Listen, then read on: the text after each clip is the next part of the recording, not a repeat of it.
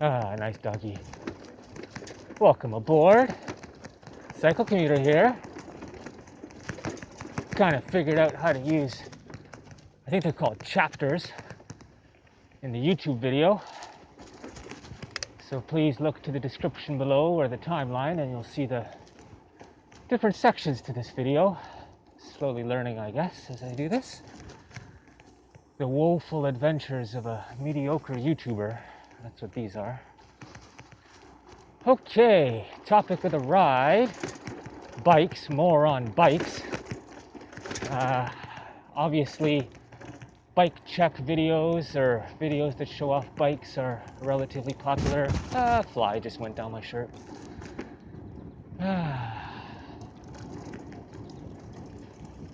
All right, so today, oh, that was cool. Today, I'm going to show you, and I'll talk about first, and then you can look to the timeline for when I show you this bike I'm riding.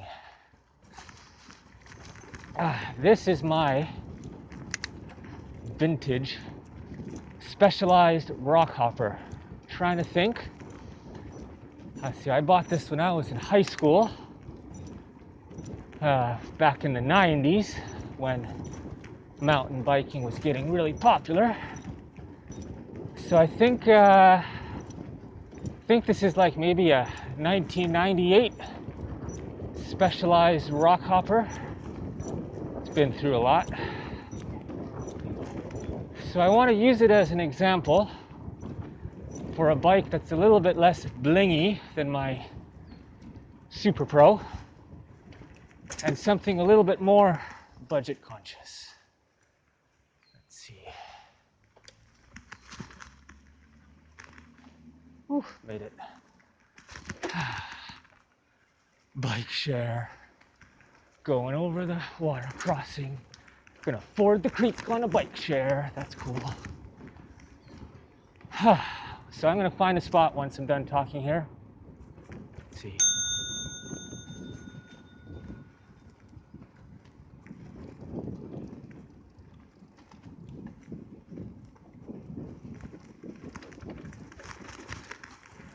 We'll show you this bike. It certainly is pretty different from how it was a couple years ago when I started this channel.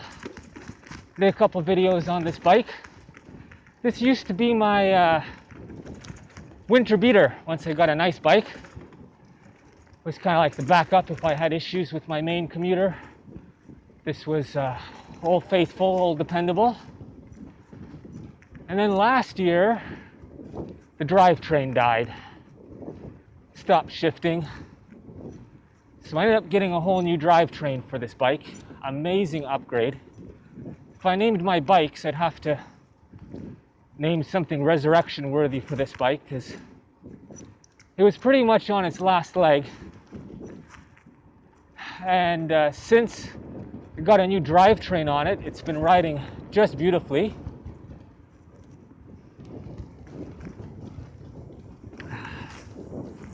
And since it's riding so nicely, I wanted to invest a little bit more in it. Got myself a basket. I'm starting to really, really like baskets. Oh my God. Baskets are the best. So, I think if you're looking for a urban bike or a more budget-oriented bike that's not, $2,000 like a Super Pro, but closer to, let's say, $500 or definitely in the sub 1,000 mark. This is kind of, I think, what you're getting yourself into. Relatively simple bike, simple drivetrain, all about the pragmatism. Love pragmatism. Okay, so I guess item number one, what do you look for in a bike? Done a few videos on like commuting bikes, but for me, if you're using a bike to do things, one of those things is probably going to be carrying things. So you want to be able to probably have some kind of a luggage rack or a pannier rack This basket, made by Wald, W-A-L-D, doesn't require any special attachments to it, so that's pretty sweet. Can fit on pretty much any style of bike, as long as I guess you got the handlebar clearance. But this bike also has a rack on the back with some pannier or panniers. No judgment one way or the other. The other thing that I'm a big proponent of is fenders. So ideally, if you're shopping for a bike, you'd be looking for something that has the little eyelets for fenders. And I also kind of like wider tires. I don't think you need a suspension for riding around in the city, but there's always going to be potholes and things.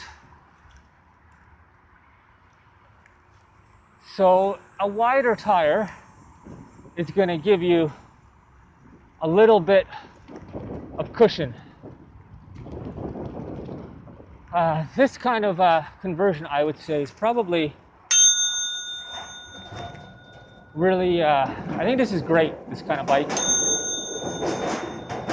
Basically taking an old mountain bike and giving it a second life.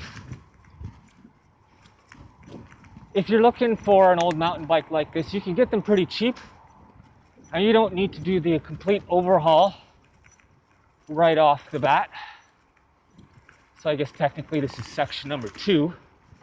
What to look for if you're going through the second-hand market looking for a bargain. Just make it through here. Whoop.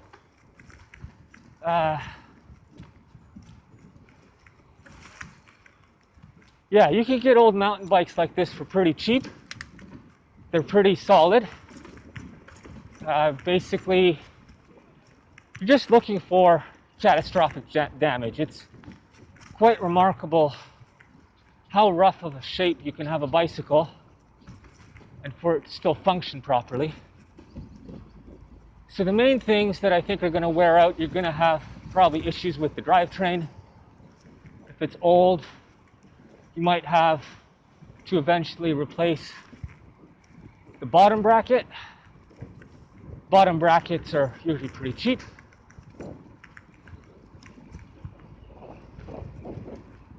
Let's see.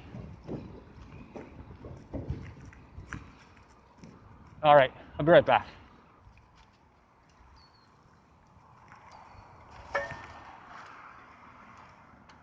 Damn panniers.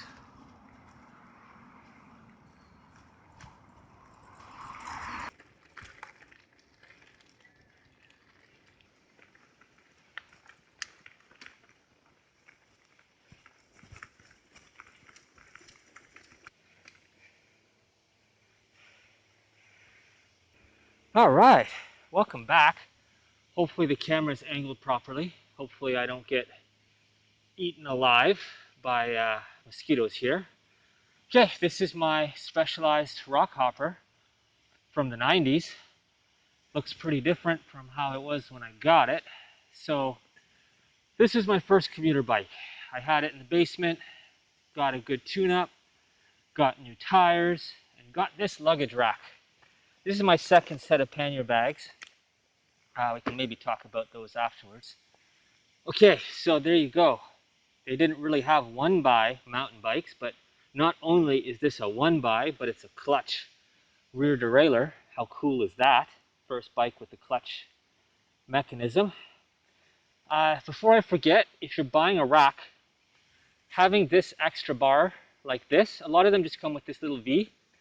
I got really lucky. This extra bit turns out to come in pretty handy depending on the type of bag that you have. It makes it very versatile. So that's worth mentioning. I was talking about used bikes. If you happen to be shopping for used ones, maybe you want to get an old mountain bike like this and do some work on it. 2 tips, very important. If you're shopping for an old bike, always make sure you can move the seat post. What can happen is the seat post seizes to the frame, and then that's a pain in the ass. So that's the first thing you want to check. The other thing is you can look at the frame where these welds are. If the frame is going to crack anywhere, it's going to be down here. What happens is these tubes all have little holes in them from as vents from when the frame is welded. So essentially what happens is you get water that can splash up into here, and this is a low point in your frame. So you can get water that just sits here, and then that's where the frame can crack. So you got to be really careful for that. But other than that, old bikes last a very long time. A bottom bracket that is worn out will have a little bit of play in the pedals, like you can kind of you can get some movement. This should be solid, like if you just push on the pedals. But you don't have to worry about that too much. I mean, I've ridden bikes with really bad bottom brackets and they still function, and a bottom bracket replacement isn't super expensive. So we talked about the rack on this bike. I'm really happy with this Microshift Advent 9-speed. I think 1, 2, 3, 4, 5, 6, 7, 8, 9-speed. 1x, so it's super cool. The reason I love old mountain bikes is because you really only need a few gears when you're riding around in the city. So even if you pick it up and the front derailleur doesn't move, but you have a few workable gears in the back, that's good enough to start, and then you can save up some money and then upgrade the drivetrain. Super happy with this 9-speed Microshift gear train, rear derailleur, 1x setup. I'm trying to remember, I think I've got a 36 tooth on here on the front. I really like this setup. The other thing that's new, very new for me at least, are these handlebars, Surly terminal handlebars. Wanted something a bit more swept back, slowly getting used to it. And then I got this Wald front basket. Really happy with it. I love front baskets. This bike had a front suspension, so I have just an aftermarket Surly fork. I mean, you can see a little bit of rust here from cable rub. That's why my newer bikes have that helicopter tape. This is what happens. Just get in there. This is what happens when you don't have any kind of protective tape. The cable just rubs on it. You can see a little bit of rust from the over here because I've been riding this in some crazy weather. But overall, this bike is super solid, super reliable. I love this thing. Basically getting the new drivetrain, resurrected it from the grave, and started riding so well, I decided to invest a little bit in it. And I just love this. I got my new people-friendly bell. I wanted something that was not nearly as harsh on as high-pitched. Trying to think what else I can say. Yeah, if you're buying used, the most important thing is make sure that the seat post isn't stuck. Here, this part of the frame is the lowest part. Oh yeah, if you do ride a lot in the rain, all you can do is when you move the bike, just lift up the front end for a while. When you carry it, it'll drain the water out of the back, and then that'll kind of settle that. Plus, like, this bike has been through a lot, and it is amazingly reliable. I'm really liking the Microshift. Surly handlebars, pretty wide. I think I'm going to change the mirror setup soon. Let's get out of here. I'm going to climb this little hill, get back onto the trail, and I'm going to try and think of anything else I have to add. I just love riding through the valley like this.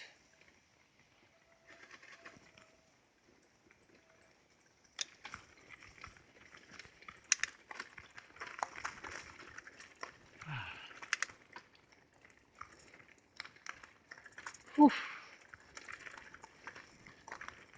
Yeah, so much cooler in the shade with the trees. Whew.